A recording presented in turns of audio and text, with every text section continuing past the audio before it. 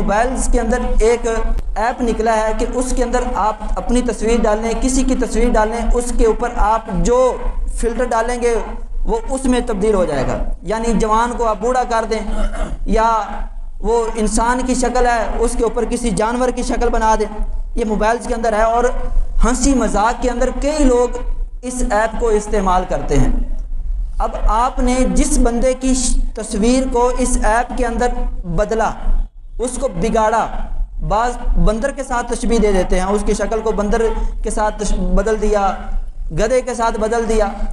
اب یہ وہ کام کرنا ہے کہ جس کی تصویر آپ نے اس طرح بگاڑی ہے اس کو تکلیف ہوئی ہے،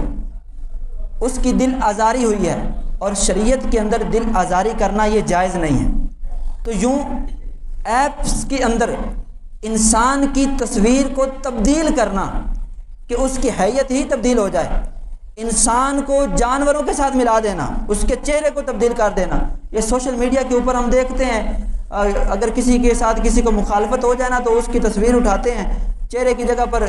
کسی اور جانور کی تصویر لگائی اور اس کو وائرل کر دیا، اور عجیب و غریب اوپر کمنٹس لکھے ہوتے ہیں.